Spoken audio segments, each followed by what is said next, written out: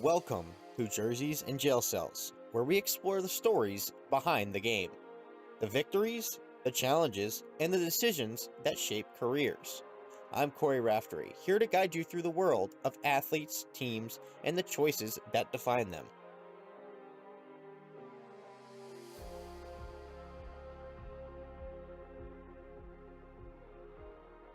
Welcome back, everybody, to another episode of Jerseys and Jail Cells here on the YouTube channel.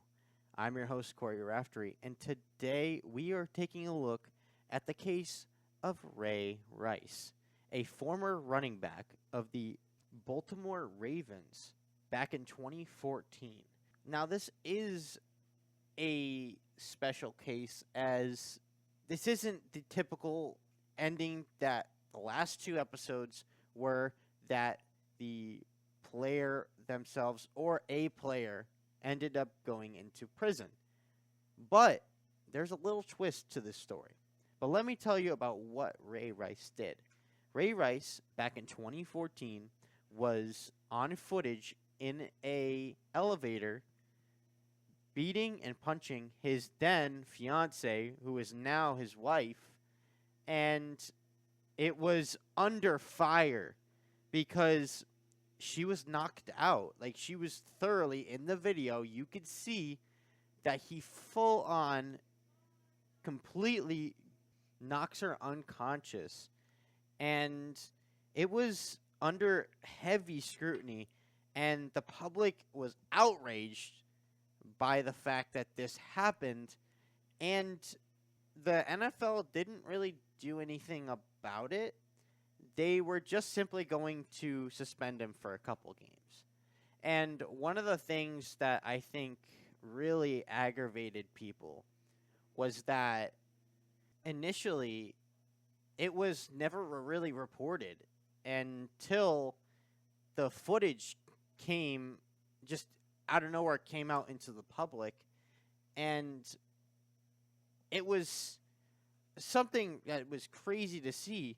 Like, again, tying everything back to what I keep saying in these episodes, these players don't understand what they're doing to their bodies a lot of the time. And you could maybe say that his outburst and his violent outburst on his then fiance, who is now his wife, had to do with maybe something mentally going on in his head. And it's just, it's scary footage to see, and you don't want to see that happening. You don't want to see a person being beaten in any kind of footage, for that matter. But again, there are some underlying issues that occur that cause that thing to happen. And I'm not condoning what he did was right or wrong. It's just, why did he do it? There's that why, and you really don't know why he did it. He states that it was a big mistake, that he didn't seek help because he was experiencing irregular and abnormal behaviors even prior to that incident. And again, looking at the mental side of it and looking at maybe CTE was what was the cause of this, that's why maybe his actions were the reason for that. And again, you have to be accountable for your actions. And he definitely was, as it's now a little more known that if you need to seek help, people do tend to go and seek help in others, whether it's friends, family, doctors, whatever the case may be. People tend to go and now seek that help that they need desperately.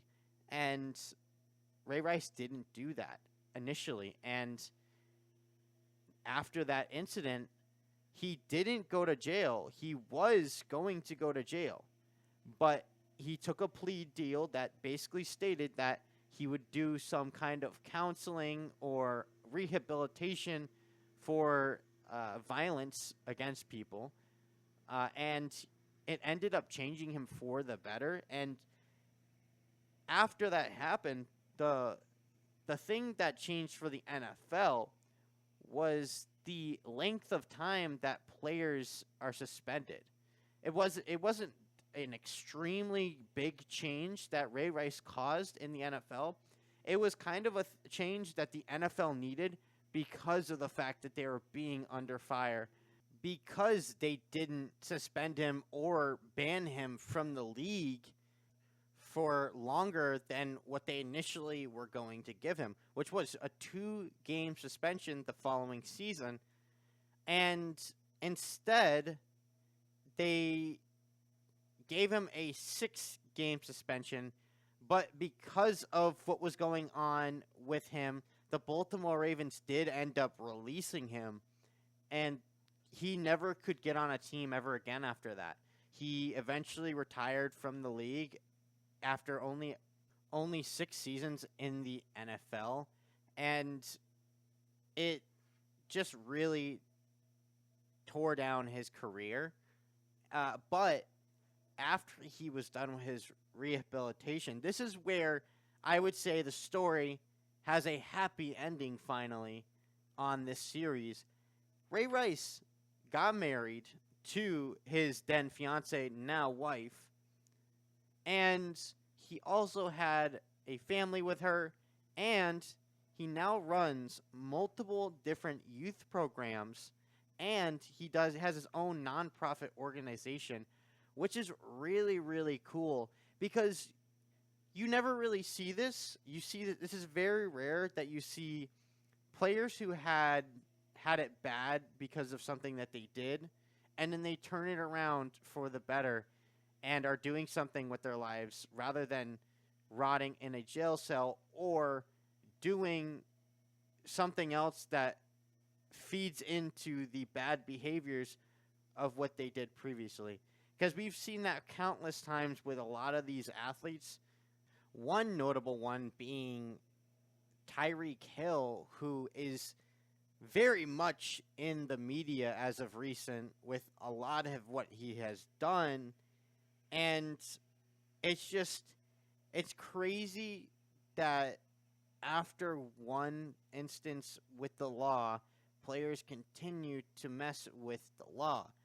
And then they speak out to all these about all these other issues and everything else like that, but they never take accountability for the things that they do themselves.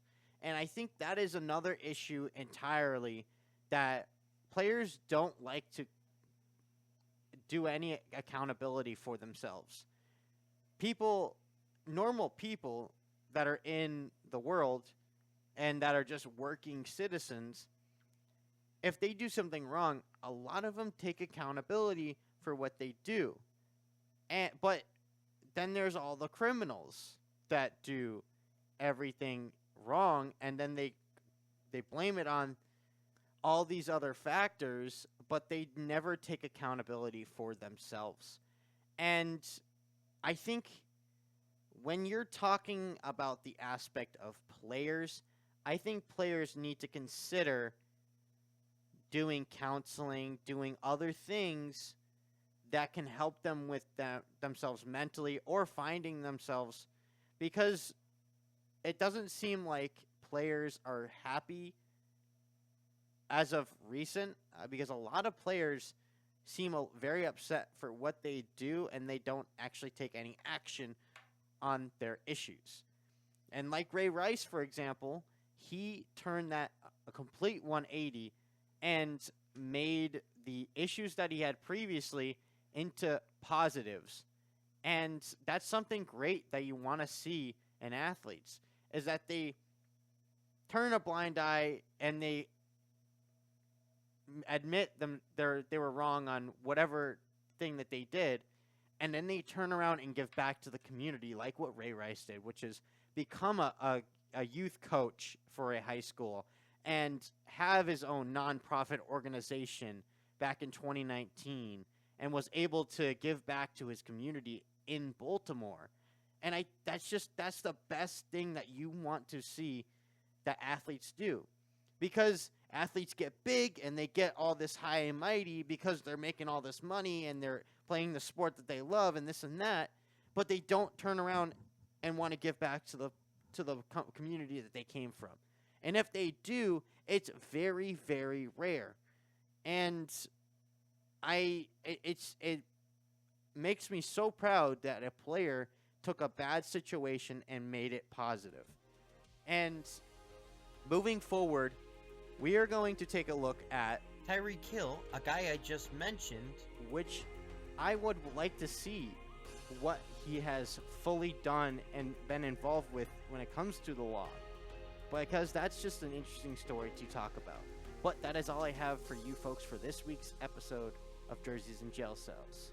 Stay tuned every Sunday at 5 to listen in on the latest episodes here on the YouTube channel Raftery Productions. Have a good one and take care.